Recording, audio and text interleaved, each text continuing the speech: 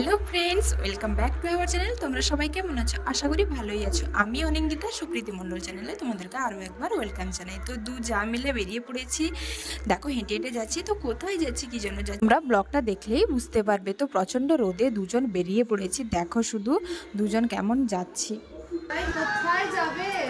এই তো নেমন্ত্রণ আছে, খাওয়া দাওয়াটা। এই বাবা, ভালো ভালো সেজে গুজে একদম রেডি। আচ্ছা আমি সাজছি আর একদম সাজানো। এবার বলো তুমি কোথায় যাবে? আমি ঘরেই আছি, আমি ঘরে শাড়ি পরে। আচ্ছা আচ্ছা ঠিক আছে। কি কি সেটা ভালো রে, রোদে বসবি, গরমে সেই জামা পর। যাবি না? দিদি ভাই লিপস্টিক পরে, আমি লিপস্টিক পরি। এই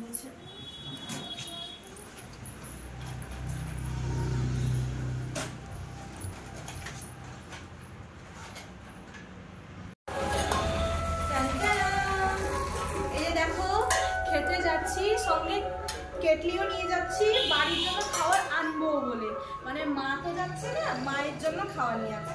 আর আমরা সবাই যাচ্ছি, তো মায়ের জন্য খাবার দেবে সেখানে বলা আছে। আর মানে আমাদের গ্রামে এটা হয়েছে যে যারা অসুস্থ বয়স্কদের জন্য খাবার বাড়িতে দিয়ে দেবে, তো সেই জন্য আমরা দুটো নিয়েছি।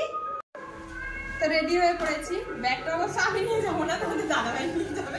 আমার ব্যাগ দেখলে লোক ভাবে যে সারা পুরো পরিবারের খাবার নিতে এসছে, কিন্তু না।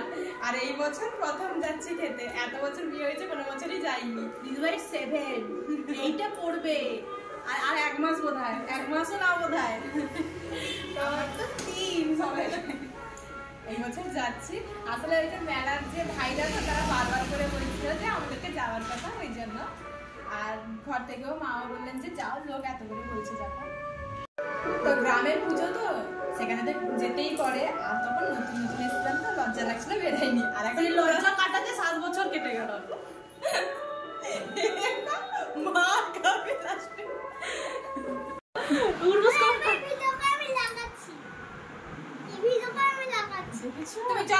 দুই যায় একদমই রেডি সেডি হয়ে পড়েছি। তো বাড়ির বেলকনিতে দাঁড়িয়ে আছি। তো আমাদের যে পাশের বাড়ি কাকিমাকে আর তার 2 মেয়ে ছোটো ছোটো ননদদেরকে, তাদেরকেও ডাকছি, যে বলছি কি গো তোমরা যাবে না খেতে?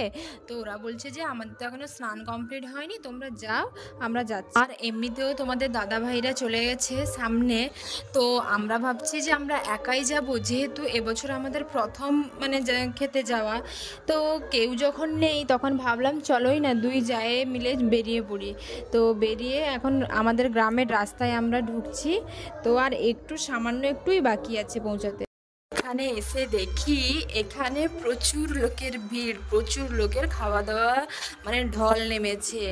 তো এই প্রথমবার এসেছি, লজ্জাও লাগছে সবার সামনে যেতে। তো আমরা একটা সাইডেই দাঁড়িয়ে আছি ছায়াতে।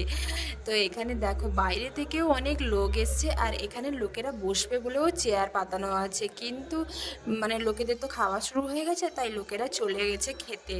তো আমরা দাঁড়িয়ে আছি, অপেক্ষা করছি। আর লোক দেখো শুধু, বন্ধুরা আমাদেরকে দেখেই তো বুঝতে পারছো যে আমরা কত ভিড়ে ঢুকছি। আর এর মানে খাওয়া দাওয়ার ভেতরে যেতে আরও বেশি লজ্জা লাগছে, মনে হচ্ছে তার থেকে বাড়ি ফিরে যাওয়াটাই ভালো ছিল। তো সুমি বারবার বলছে দিদিভাই পালিয়ে চলো পালিয়ে চলো। আমি বলছি না, এখানে তো প্রায় লোকই দেখে নিয়েছে, এখন যদি বাড়ি চলে যাই তাহলে আরও বেশি মান সম্মানে পড়ে যাব। তো আমি বললাম এসছি যখন, চলো যাই হোক খেয়ে পালিয়ে যাব তাড়াতাড়ি। তো এসে অনেকক্ষণ অপেক্ষা করেছি, তোমরা তো দেখেইছো। তো রোদের মধ্যে ভীষণ গরম। তো আমরা যে খেতে বসছি পুকুরের সাইডের দিকে, তো পুকুরের ঠান্ডা হাওয়াটাও আসছে, আর ওপরে ফ্যানও চলছে।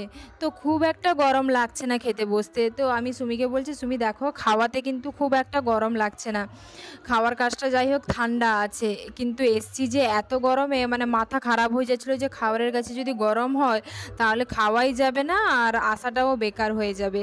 তো এই যে দেখো আমাদের সামনে যে বসছে এ এক ননদ, আমাদের আর এক কাকুর মেয়ে।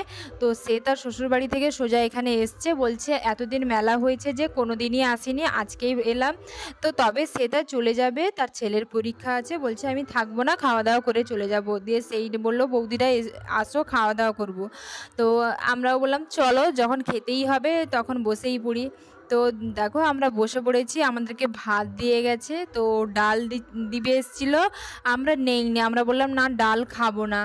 তো এখানে প্রচুর লোক হয়েছে, প্রচুর, এত যে লোক হয় সত্যি আমরা জানতাম না যে এত লোক হয় এখানে।